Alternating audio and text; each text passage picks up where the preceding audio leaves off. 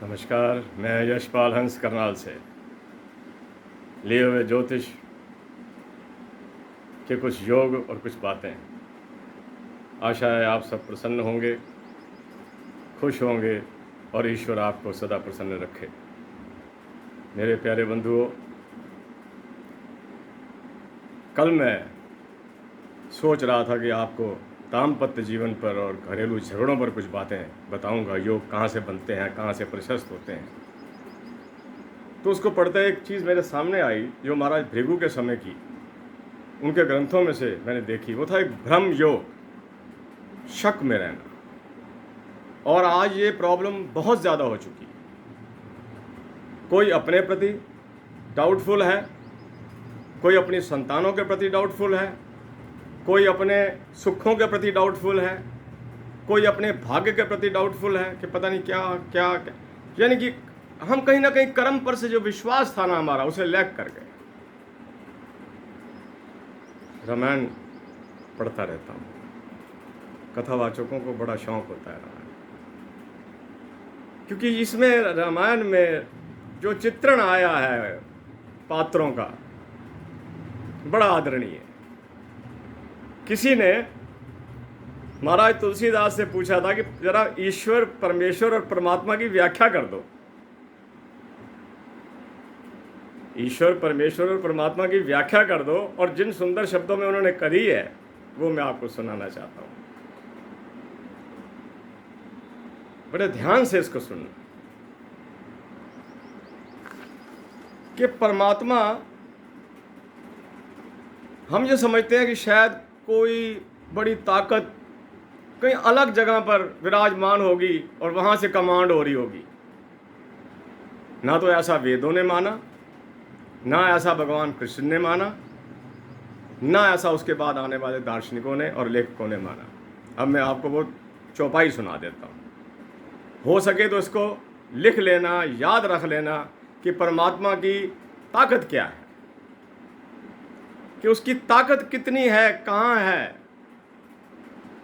वेद तो यहाँ तक कह रहा है कि पादे अस्तु विश्वाभूतानि त्रिपादे अमृतम दिवि, कि जो सारा जगत, जिसमें ये नहीं पता कि कितने सूरज हैं, कितने चांद हैं, कितनी पृथ्वियां हैं, पता नहीं, पादे अस्तु यानी कि उसके 1/4 हिस्से पर उसकी ताकत के ये टिकी हुई हैं।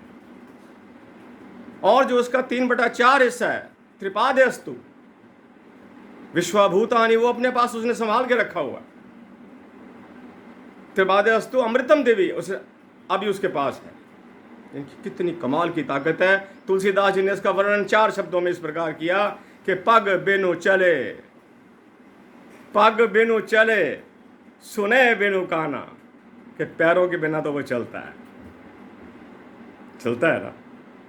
जब आंधी आती है तो कैसे पेड़ उखड़ते हैं और कैसे शक्ति उसकी लगी होती है, और पग बिनु चल रहा होता है। पग बिनु चले, सुने बिनु काना, कान नहीं है, सब कुछ सुन रहा है। कर बिन कर्म करे विधि नाना, हाथ नहीं है लेकिन सारे जहान के कर्म कर रहा है।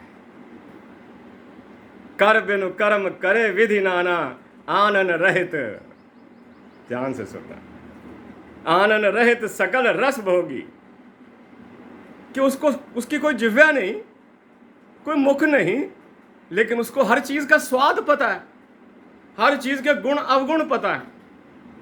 आज मैं अभी सुबह सुबह किसी हकीम जी को मिला तो उन्होंने जो आंवले के गुण गाए, जो उन्होंने मुझे व्याख्याएं दी, मेरे मित्र हैं, मेरी आयु के हैं, मैं वो अपनी बातें करते रहे, मैं सुनता रहा, लेकिन मैं सोचता रहा कि प्रभु ने तो कभी नहीं खाए, लेकिन उसने आंवले को अमृत फल का नाम क्यों दिया। ये कारण है, भरा पड़ा है विटामिन सी से, आयरन की कोई कमी नहीं, रोग को नहीं छोड़ता।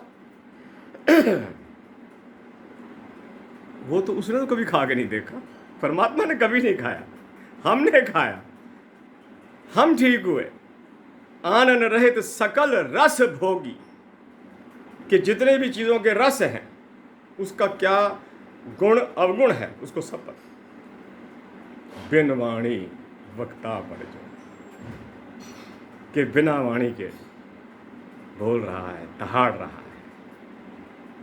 ये परमात्मा की व्याख्या तुलसीदास जी के शब्दों में। तो वेद वेद वेद बहुत आगे चलता है। वेद जो है वो एक विज्ञान की पुस्तक है, विज्ञान और गणित पर आधारित है। उसके 4 भाग किए गए, ऋग्वेद, यजुर्वेद, सामवेद, अथर्ववेद आदि आदि। उसको 4 हिस्सों में बांटा गया। पुस्तक फिर भी वो वेद एक ही कहलाती है। भाई वेद तो एक है, भाग उसके 4 हैं, जो हमें हमारे गुरुओं ने सिखाया। तो फिर सुन लीजिए। पग बिनु चले, सुने बिनु काना, कर बिनु करम करे विधि नाना। आनन रहित सकल रस भोगी, बिन वाणी वक्ता बड़ जोगी। राम सिया राम, सिया राम, जय जय राम। ये बात मेरे आज दिमाग में थी, और इसी को बात को करते करते अच्छा भी लगा, आपको भी अच्छा लगेगा कि परमात्मा तो कितना मेहमान। कई बार हम इतने थक चुके होते हैं, मेरा ये काम नहीं होगा, लेकिन सुबह पता लगता है वो काम तो हुआ पड़ा है, वो बिना हाथों वाला काम कर गया है।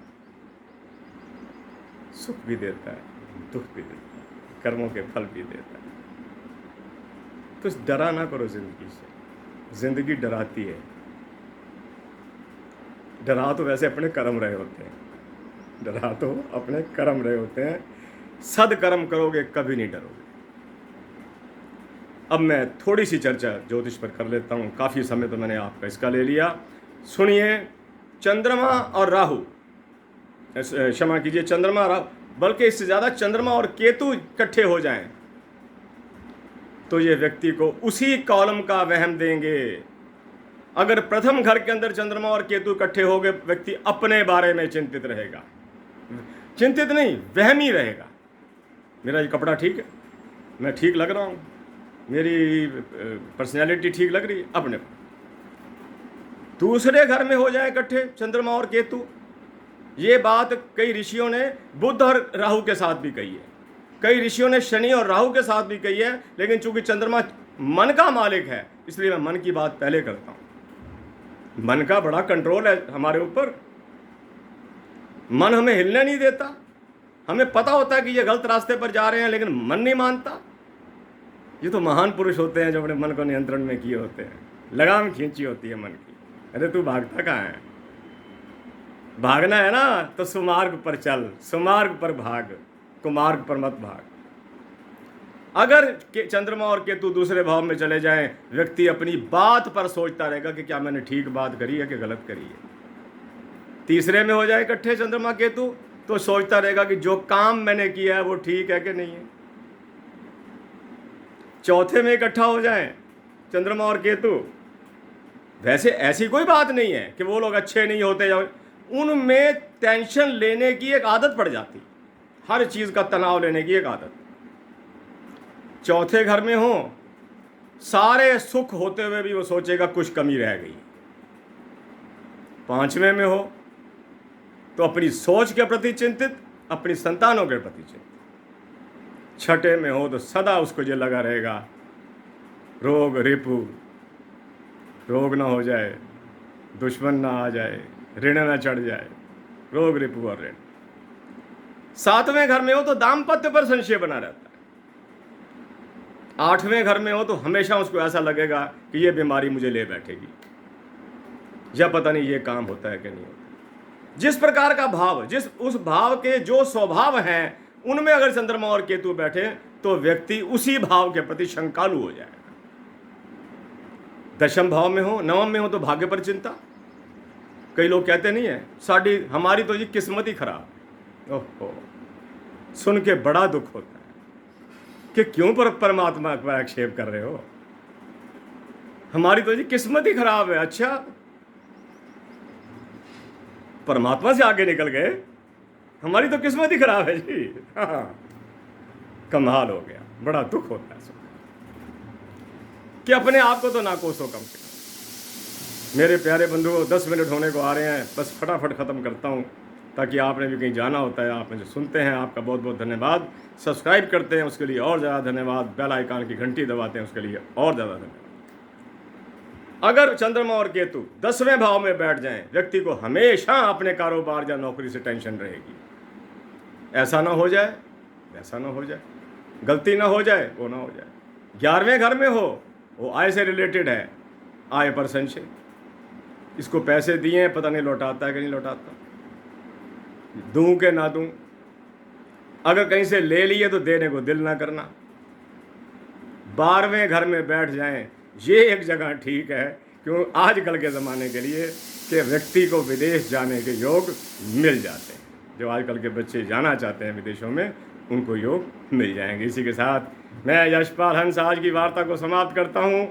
मिलता हूँ आपसे कल फिर कुछ नई बातों के साथ। आप सुखी रहें, आपका परिवार, आपकी संतानें सब उस परमपिता परमात्मा की कृपा से प्रसन्न रहें। माँ सरस्वती का आपके घर में स्थायी वास हो और घर में शांति का माहौल बने और स्वर्ग उतरे।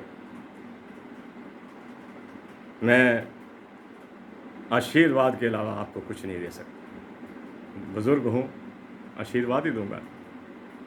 मेरी शुभकामनाएं आपके साथ। इसी के साथ मैं नमस्कार चाहूँगा। जय जगत, जय भारत।